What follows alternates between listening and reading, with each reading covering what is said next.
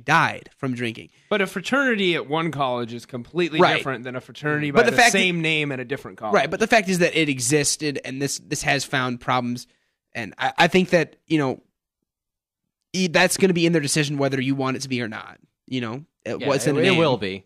It's just by name recognition. Yeah, I think that it was the right thing for them to do. I don't know that it was the fault of all the frat. I think only the few individuals were involved. But when you're in an organization, no matter what it is, you represent the firm or the company or the school or the frat that you do. It's not you. It's the fraternity. So if one person would have to be punished, the fraternity has to be punished. That's the way it goes. Yeah.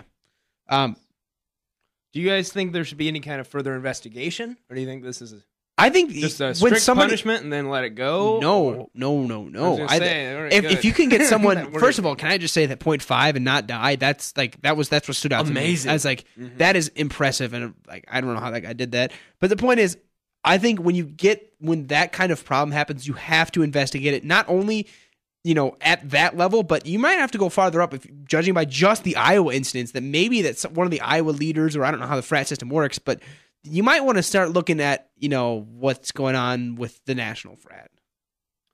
Yeah, I don't know. I think that there's a general, I think that, like I said, the fraternities at different, just because they have the same name does not mean they're the same. So I'm not quite sure a massive investigation to the national chapter is going to do much, because you'll just be investigating hazing all over the country. Yeah. Which is hopefully, rigidly kept, like people keep an eye on it anyways. Yeah. I agree. I think there was this one chapter's fault, and they are now removed. I think that's the end of it, and I don't think there needs to be an investigation. Do you guys think that, how long should the ban be? I think right now, they said for 4 years, so that would give everyone that's in it time to graduate. I would probably say a little bit longer. Maybe a little more like 7 years. I was going to say 10. Yeah, you need to get the people that were involved with it and people that remember it out of the system before you try and bring that one back. And the longer, the better the point. Yeah. Like, it's just 4 years, okay, but my house could return. Well, not if it's like a decade. So yeah. Shall we go to a... all right. I got one more. Let's do this Obama article, or Obama billboard in Mason City. It's an anti-Obama billboard that features a definition of socialism accompanied by the phrase Obama Nation, and it also has a picture of a hammer and a sickle, which is the communist symbol, if you guys didn't know that. I'm sure you two did. Kathleen Wild has complained that the sign gives off the appearance that the residents are intolerant. Now, this guy is a personal expense. Mark, Tolsty of Rockford spent $400 to display it for a month. Do you think that Mason City should take it down? Why not? No, I think it's I think he can do this. I think he could put freedom of speech up there. He might need to put his name at the bottom of it or something like that. I think you could probably argue that could be a possibility. But he can keep it up there. Absolutely. That's blatant freedom of speech. If it's one thing, you can put social pressure on, a firm or a company, but you can't do that to a guy. He spent his own hard-worked money to put it up there. Agree 100%. If he's paying for it, he can say whatever he wants as long as it isn't obscene. Yeah, or slanderous. And it's not slanderous. It's not. Yeah. It just says, socialism. And quite frankly, a lot of people believe that, and you can't get in trouble for what you believe. Do you think that the sign gives off the appearance that residents are intolerant? Possibly, but I don't think it's intolerant. I don't agree that should be what comes to mind. I'm kind of sick of this. I don't think it has to do with intolerance. I think it has to do with I don't like what his policies are. If I drove into town, I thought, okay, some conservative guy, I would think of it exactly what it is. I would think, okay, a conservative man or group or whoever just put this up and they don't like Obama. I would not think, Mason City hates Obama. I think she just has a problem with the message and not that it's a sign. Exactly. I think she's just upset that someone doesn't like Obama, and she must be like Obama praiser. Yeah, it's just because someone disagrees with you doesn't mean it's intolerant. It just means that they have a difference of opinion. It's misunderstanding Obama's plan and then just putting that on a billboard, but he's paying for it. There are a lot of social programs, so it may not be so much misunderstanding, but it's interpreting it in a different way. Yeah, that's better. But if you drive around in Des Moines by the Des Moines International Airport, there's pictures of fetuses with stop abortion and stuff like that. And if you're not going to get upset about that, but you're going to get upset about Obama Nation, you need to really look at yourself in the mirror. Yeah.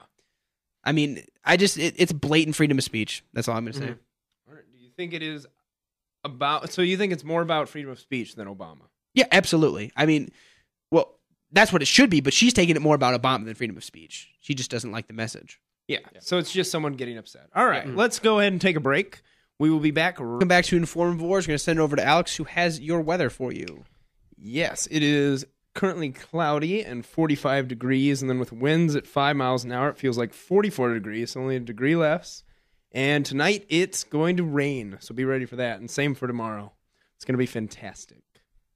All right, so let's go into our next topic. And we're going to have... there is a there's a benefits program created by Congress, and how it works is they felt that with the current economy, they needed to extend benefits for people who couldn't find a job because there's less jobs, so it's going to take them longer. So both states, well, what happened is states extended their jobless benefits, which is just, welfare. It's money you get when you can't find a job. And the federal government said, well, on top of that 6 months, we'll give you 14 more weeks where we're giving you money. Now, that program was enacted, but it's going to expire December 31st of this year. So do you guys think that the program should be renewed? No, I don't. I think they've had ample time to go out and try to find a job. I know that the recession has been hard for people, but they've had ample time to go out and try to find a job. If they really want a job, they could have found something. I completely and utterly disagree with that. It hits a little more home to me because my father was laid off during this, but the problem isn't the amount of time to find it. The problem is that there are no jobs. Companies are still cutting jobs, and they're just starting to plateau with their job cuts. So it's not a matter of time; it's a matter of the supply of jobs. I mean, there's just no jobs out there. So I'm not, as far as extending the benefits, I'm kind of on the fence on, because I agree. Was it 6 months and then 14 extra weeks? Yeah. So it's like 10 months. I think that's probably enough time. Maybe I'm kind of on the fence. Well, their argument is that it's 6 people on average are trying to vie for one job.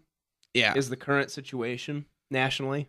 I depends on how long it would extend it for. Maybe if you could consult with economic advisors and just find out when they expect jobs to start, job cuts to start stopping and job hirings to start, and maybe extend it till about then. So you want them to renew this? I actually don't care, but I'm saying if they do it, they should extend it so that it would be. So then, Ryan, let me ask you: is this fair for people who lost their job after July? Because do you think that the people who are about to they'll hit the 6 month mark right when this happens? Yeah, I was just about to bring that up. No, I don't. If they really need this, they should extend it for people who have not already had this extension of benefits. So when do you stop? You stop and then the economy gets continuously, better. So then we should just renew it. Yeah, see, that's the problem I get into. That's why I'm on the fence, because on this side of me, I think that's going to set a bad precedent that's going to keep saying, well, if you can't find a job, we'll extend it a little bit longer. And I think, because, it's a good thing that they do that, but at the same time, there's a lot of people who are less willing to find a job because they're getting paid. There are enough people that will do that it needs to be talked about. Yeah. I'm not saying that every person's just going to sit back. I'm just going to wait till the government keeps paying me. See, I agree that it should be extended in this situation, but I just generally don't like it that they have more and more welfare programs. That's just me, though. Yeah. No, that's more of an ideological problem I have with the government continuously giving out more money than it has. Yeah, it is an extenuating circumstance, and so you got to desperate times call for desperate measures, I guess. But all right, next topic. Now, President Obama will be holding a jobs forum. However, what's really interesting about this is when an NBC news individual asked him about the jobs program, the president said that creating jobs isn't the goal of the coming White House forum on it, but that the goal is to figure out how to encourage hiring by businesses still reluctant to do so. So now, just curious, but that seems rather contradictory, Because wouldn't that not